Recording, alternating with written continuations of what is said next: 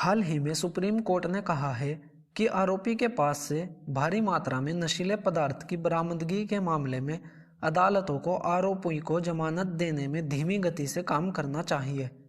Justice B.R. Gavai और justice Sandeep Mehta की खंडपीठ ने हाई कोर्ट का फैसला पलटते हुए कहा कि हाई कोर्ट ने न केवल ऐसी किसी भी संतुष्टि को दर्ज करना छोड़ दिया, बल्कि वाणिज्यिक के मात्रा से कई गुना अधिक मादक पदार्थ गांजा की बरामदगी के तथ्य को पूरी तरह से नज़रअंदाज किया।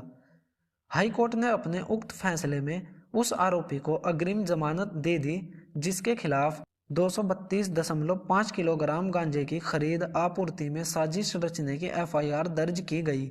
जस्टिस संदीप मेहता द्वारा लिखे गए फैसले में कहा गया, हाई कोर्ट इस तथ्य पर भी विचार करने में विफल रहा कि आरोपी का आपराधिक इतिहास है। उसे NDPS एक्ट के तहत पिछले 2 मामलों में पहले ही दोषी ठहराया जा चुका है। आरोपी प्रतिवादी के खिलाफ narcotic drugs and psychotropic substance act 1985, NDPS act की धारा 8C, 20B सेकंड C और 29(1) के तहत दंडनीय अपराधों के लिए FIR दर्ज की गई।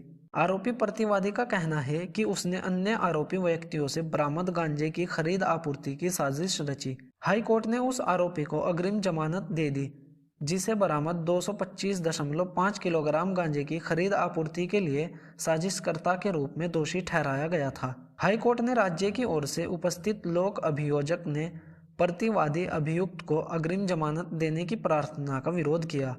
हालांकि हाई कोर्ट ने अग्रिम जमानत देने के आवेदन पर विचार किया और इसकी अनुमति दी।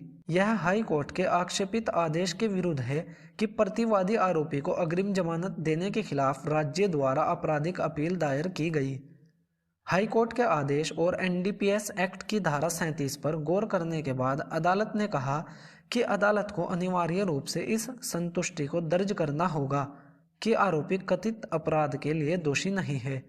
वैधानिक प्रावधान को पढ़ने से यह स्पष्ट रूप से स्पष्ट हो जाता है कि इस घटना में लोक अभियोजक नियमित या अग्रिम जमानत के लिए प्रार्थना का विरोध करता है।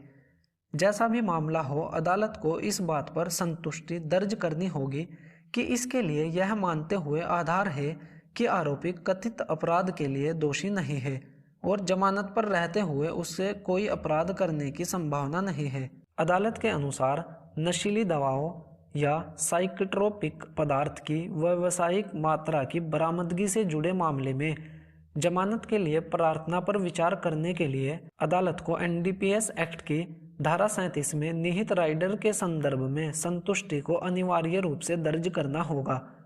अदालत ने कहा कि जहां आपराधिक इतिहास वाले आरोपियों के पास से भारी मात्रा में नशीला पदार्थ बरामद हो रहा हो तो अदालत को आरोपी को जमानत देने में धीमी गति से काम करना चाहिए।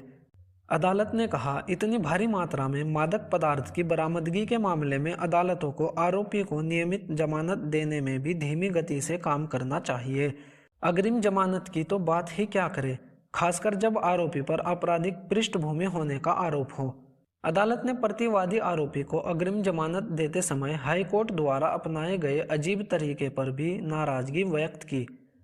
कोर्ट ने कहा है कि स्पष्ट रूप से एकल न्यायाधीश द्वारा आक्षेपित आदेश में बहुत ही अजीब दृष्टिकोण अपनाया गया, जिसके तहत प्रतिवादी को इस शर्त पर अग्रिम जमानत दी गई कि अपीलकर्ता विभिन्न अन्य शर्तों के साथ registered Tamil Nadu advocate clerk association Chennai के खाते में 30,000 रुपये की राशि जमा करेगा।